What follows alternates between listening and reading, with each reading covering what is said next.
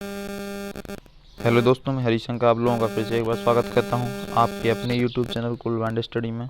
तो आज मैं फिर से लेकर आया हूं करंट अफेयर्स की क्लास जो 10 मई 2020 की है। ठीक है ना। तो क्लास स्टार्ट करने से पहले आप लोगों से रिक्वेस्ट करता हूं, प्लीज़ वीडियो को लाइक करें, शेयर करें और चैनल को अभी तक सब्सक्राइब जिसने भी नहीं किया है वो कर लें, क्योंकि यह चैनल आप लोगों के लिए बहुत यूज़फुल होने वाला है आगे चल के आपकी प्रिपरेशन के लिए। ठीक है ना। तो चलते हैं क्वेश्चंस की तरफ, देखते हैं आज के क्वेश्चंस क्या दिए हुए हैं करंट अफेयर्स के इम्पोर्टेंट। तो आज का पहला क्वेश्चन है, भारत के संयुक्त राष्ट्र पर्यावरण कार्यक्रम की सद्भावना राजदूत कौन है जिनका कार्यकाल वर्ष 2022 के अंत तक बढ़ा दिया गया। तो आपको बताना है इसका राइट आंसर। इसका राइट आंसर है ऑप्शन नंबर बी, दिया मिर्जा। क्लियर। तो इनके इम्पोर्टेंट फैक्ट भी देख लेते इसके इम्पोर्टेंट फैक्ट कुछ इस प्रकार हैं। दिया मिर्जा भारत के संयुक्त राष्ट्र पर्यावरण कार्यक्रम की सद्भावना राजदूत हैं। क्लियर। सद्भावना राजदूत के रूप में उनका कार्यकाल 2022 तक के अंत तक बढ़ा दिया गया है। दिया मिर्जा संयुक्त राष्ट्र के सतत विकास लक्ष्यों की एक अभिवक्ता भी हैं। दिया मिर्जा ने राजदूत के रूप में अपने पहले कार्यक्रम में बीट प्लास्टिक पॉल्यूशन अभियान शुरू किया, जिसने शीर्ष स्तर पर प्लास्टिक प्रदूषण के मुद्दे को उजागर करने में मदद की। क्लियर। तो अब चलते हैं नेक्स्ट क्वेश्चन की तरफ। क्वेश्चन नंबर सेकंड दिया हुआ है आज का, निम्न में से किसने कोविड-19 निदान हेतु फेलुदा सूचना हस्तांतरण के लिए जीनोमिक्स और एकीकृत जीव विज्ञान संस्थान IGIB के साथ समझौता ज्ञापन पर हस्ताक्षर किए। तो इसका राइट आंसर है, देखते हैं इसका राइट आंसर। इसका राइट आंसर है option number C, Tata. Clear. इसके कुछ इंपॉर्टेंट फैक्ट भी हम देख लेते हैं। इसके इंपॉर्टेंट फैक्ट कुछ इस प्रकार हैं।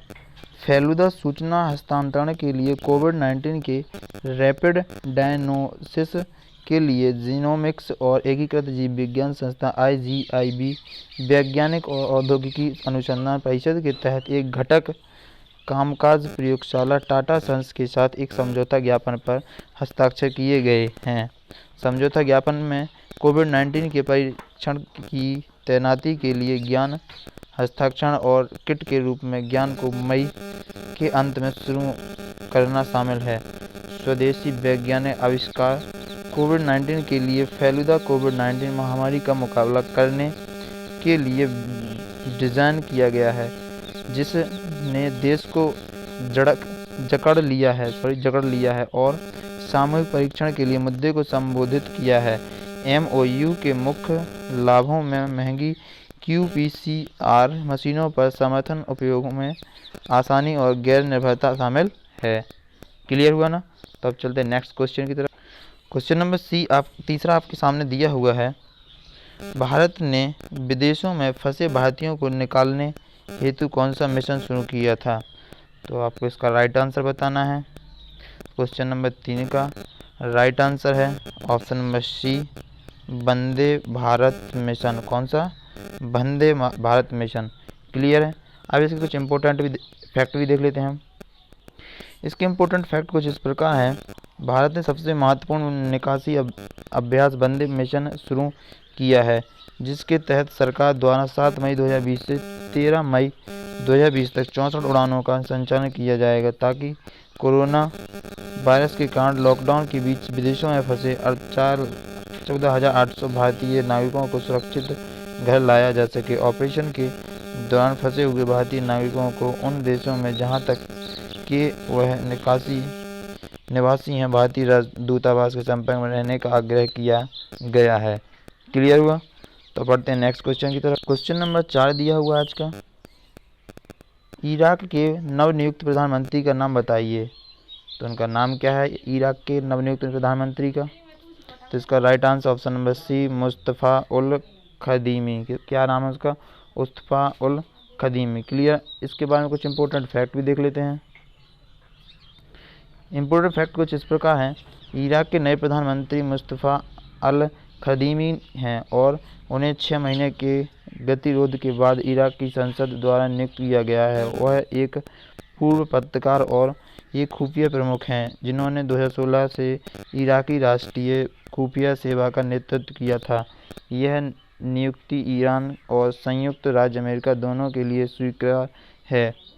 वह इस पद के लिए तीसरे नामित व्यक्ति थे और पहले दो नामांकन मोहम्मद अल्लावी और अदनान अल-ज़रफ़ी की संसद में समर्थन जीतने में विफल रहने के बाद स्थान हासिल किया।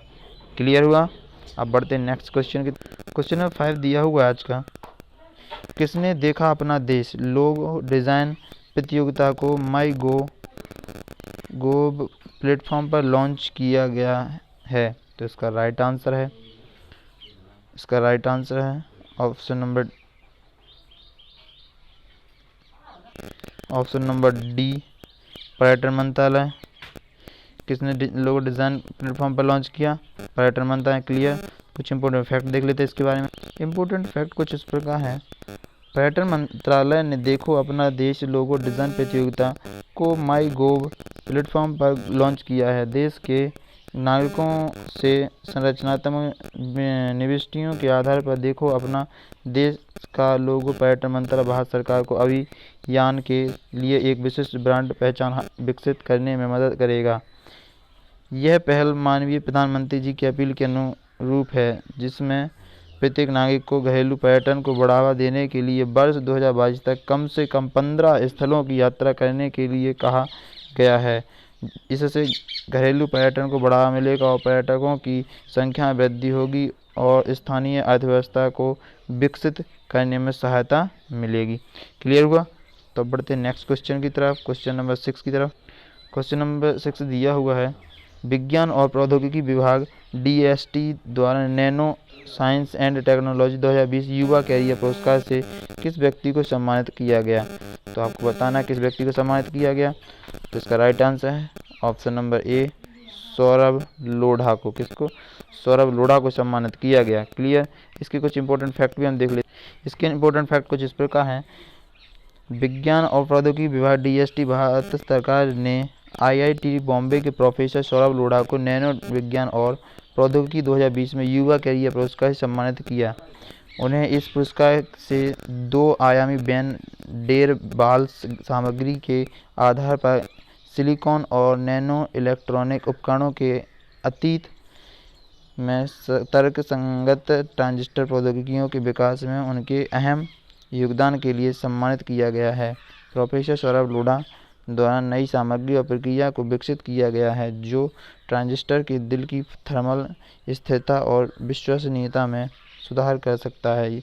पतली 123 nm मोटी ढांढता हुआ है। क्या है? क्लियर। तो अब बढ़ते हैं नेक्स्ट क्वेश्चन की तरफ, क्वेश्चन नंबर 7 की तरफ। देखते हैं क्वेश्चन नंबर 7 क्या दिया हुआ है, किस देश ने अपनी राष्ट्रीय मुद्रा को रियाल से तोमान में बदल दिया है? वेरी इंपॉर्टेंट क्वेश्चन है ये। ठीक है, आपको बताना है इसका राइट आंसर, किस देश ने अपनी राष्ट्रीय मुद्रा को रियाल से तोमान में बदल दिया है। देखते हैं इस क्वेश्चन का राइट आंसर क्या निकलता है। इस क्वेश्चन का राइट आंसर है option number B, Iran. Iran ने अपनी जो मुद्रा थी रियाल उसको बदलकर तोमान कर दिया है। क्लियर हुआ। इसके कुछ इंपॉर्टेंट फैक्ट देख लेते हैं। इसके इंपॉर्टेंट फैक्ट कुछ इस प्रकार हैं, ईरान ने अपनी राष्ट्रीय मुद्रा को रियाल में तोमान में बदल दिया है। यह परिवर्तन 4 मई 2020 को ईरान के मौद्रिक और बैंकिंग अधिनियम में संशोधन करके लाया गया है। संशोधन 2 साल के लिए तोमान के अलावा ईरान रियाल की मौजूदा मुद्रा को वैध बनाता है। सेंट्रल बैंक ऑफ ईरान को करेंसी में बदलाव के लिए 2 साल का वक्त दिया जाएगा। अब 10,000 रियाल के बराबर तक तोमान होगा और 4 शून्य हटाने के प्रस्ताव को संसद की ओर से मंजूरी दे दी गई है। संयुक्त राज्य अमेरिका द्वारा लगाए गए प्रतिबंधों के कारण बढ़ती हुई मुद्रास्फीति और अमेरिका डॉलर के मुकाबले ईरानी मुद्रा मूल्य में गिरावट के बीच नई मुद्रा को पेश किया गया है। क्लियर है, क्यों किया गया सब कुछ आपको क्लियर करके बताया गया है। ठीक है ना। तो बढ़ते नेक्स्ट क्वेश्चन की तरफ। क्वेश्चन नंबर 8 दिया हुआ है, निम्न में से किसने 4 मई 2020 को कोरोना वायरस वैश्विक प्रतिक्रिया अंतर्राष्ट्रीय प्रतीक्षा सम्मेलन की मेजबानी की? तो आपको बताना है किसने की। ठीक है ना। इसका राइट आंसर आपको बताना है किसने की। तो इसका right answer option number B, यूरोपीय संघ ने की। किसने की? यूरोपीय संघ ने की। कब की? 4 मई 2020 को। क्लियर। इसके कुछ इंपॉर्टेंट फैक्ट भी हम देख लेते हैं। इसके इंपॉर्टेंट फैक्ट कुछ इस प्रकार हैं। यूरोपीय संघ ने 4 मई 2020 को कोरोना वायरस वैश्विक प्रतिक्रिया अंतर्राष्ट्रीय प्रतिरक्षा सम्मेलन की मेज़बानी की। दुनिया भर के अधिनियमों और संगठनों में 4 मई 2020 को कोविड-19 महामारी के खिलाफ लड़ने के लिए एक वैक्सीन के निर्माण के लिए $8 मिलियन 60,000 करोड़ रुपए से अधिक का सहयोग किया। क्लियर हुआ। तो अब बढ़ते हैं नेक्स्ट क्वेश्चन की तरफ, क्वेश्चन नंबर 9 की तरफ। क्वेश्चन नंबर 9 दिया हुआ है, आपको बताना है किसने वर्ष 2018-19 के खिलाफ ऊर्जा दक्षता उपायों का प्रभाव रिपोर्ट जारी की। क्वेश्चन है किसने वर्ष 2018-19 के लिए ऊर्जा दक्षता उपायों का प्रभाव रिपोर्ट जारी की। तो इसका राइट आंसर है option number D, Price Waterhouse Coopers limited. Clear. इसके बारे में कुछ इंपॉर्टेंट फैक्ट भी हम देख लेते हैं। तो इसके इंपॉर्टेंट फैक्ट कुछ इस प्रकार हैं। Bureau of Energy Efficiency BEE ने संलग्न विशेषज्ञ agency Price Waterhouse Coopers PwC limited द्वारा वर्ष 2018-19 के लिए ऊर्जा दक्षता उपायों का प्रभाव पर रिपोर्ट तैयार की गई थी, जिसे केंद्रीय बिजली एवं नवीनीकरण राज्य मंत्री, स्वतंत्र प्रभार तथा कौशल विकास और उद्यमशीलता मंत्री द्वारा जारी किया गया। क्लियर हुआ। तो आज बढ़ते हैं आज के लास्ट क्वेश्चन की तरफ, क्वेश्चन नंबर 10 की तरफ। तो देखते हैं आपकी स्क्रीन पर दिया हुआ question number 10, digital in India report किसके द्वारा प्रकाशित की गई है। तो इसका राइट आंसर है ऑप्शन नंबर सी, IAMAI द्वारा। किसके द्वारा? IAMAI द्वारा की गई है। क्लियर।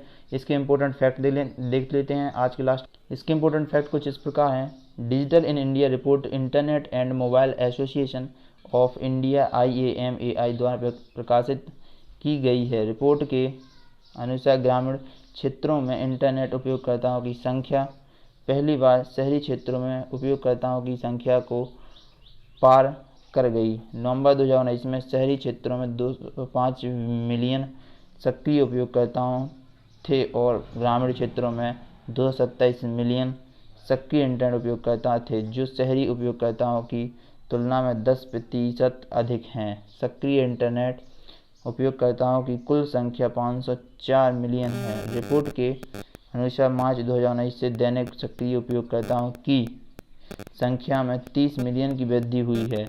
रिपोर्ट बताती है कि शहरी इंटरनेट उपयोगकर्ता ग्रामीण क्षेत्रों की तुलना में इंटरनेट पर अधिक समय बिताते हैं। क्लियर हुआ। तो हम आपसे आशा करते हैं आपको वीडियो अच्छा लगा हो। अगर वीडियो आपको अच्छा लगा हो तो प्लीज़ वीडियो को लाइक करें, शेयर करें और चैनल को अभी तक सब्सक्राइब नहीं किया तो प्लीज़ चैनल को सब्सक्राइब ज़रूर कर लें। ठीक है। जिससे क्या होता है कि हमें बहुत मोटिव मिलता है और हम आप लोगों के लिए ऐसे ही अच्छी वीडियो लाते रहेंगे। तो कल फिर मिलते हैं अगले क्लास के साथ। तब तक के लिए टेक केयर, टाटा बाय।